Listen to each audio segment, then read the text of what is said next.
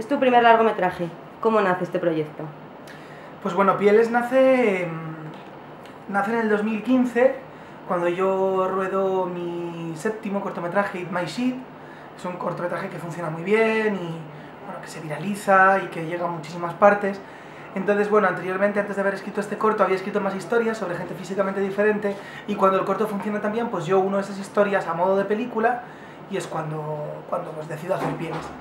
Cuando el corto lo peta es cuando Alex de la Iglesia decide de producir la peli. ¿Cuesta mucho hacer cine en este país? Sí, cuesta mucho hacer cine, en general.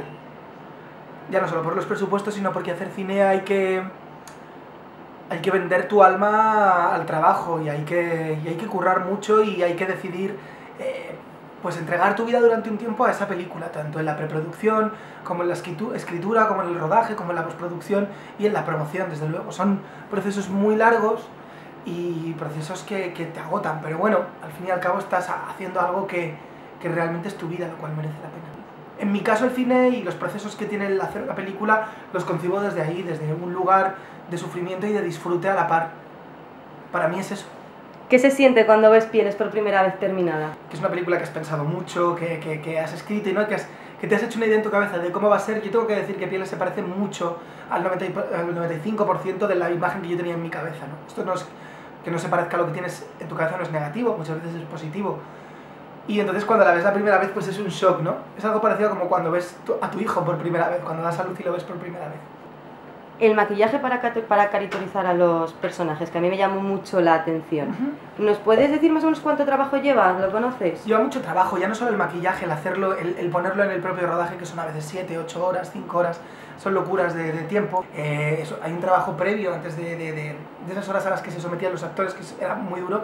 Había pues un proceso en el que hemos tenido que crear a los personajes, dibujarlos en 3D, hacer millones de pruebas, ver la viabilidad del trabajo actoral con esas prótesis. Las prótesis es algo muy complicado, el maquillaje protésico es algo muy complicado y que tiene mucho trabajo previo. Ten en cuenta que, por ejemplo, hay prótesis que han tardado en hacerlas 2 meses, solamente una prótesis. Entonces, antes de esos 2 meses había que pensar cómo queríamos que fuese esa prótesis. Te quiero preguntar por los personajes. ¿Cómo se te ocurren esos personajes? Pues, bueno, no sé cómo se me ocurren, simplemente se me ocurren, ¿no? Nacen desde una naturalidad muy grande para mí, los escribo y ya está, es decir, no... son conflictos que pueden parecer extraños, pero en mí nacen de una forma bastante natural, la verdad. Y bueno, son personajes inadaptados y personajes que viven en los márgenes de la sociedad, y eso es lo que les une.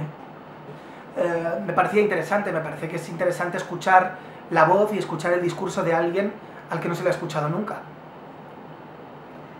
Te quería preguntar por el reparto. Muchos de ellos has trabajado mano a mano como actor. ¿Es diferente trabajar como director? Sí, es completamente diferente, es otra cosa, es otra cosa.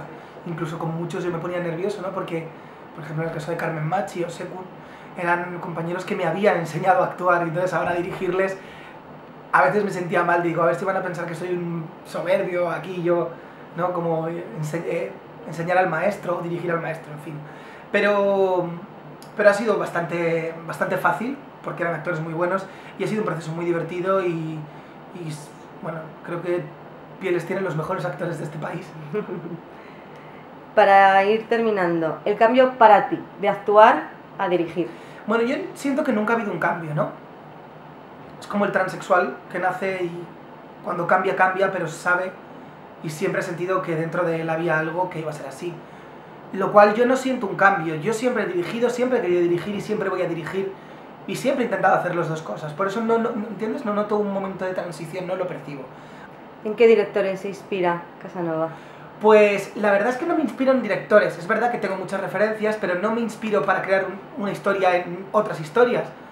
No me inspiro ni me gusta inspirarme de esa forma. Yo me inspiro en la realidad y me inspiro en ver al humano, y lo que más me fascina es el humano, y en observar el comportamiento humano. Eso me parece que es lo más inspirador que hay, observar a la gente.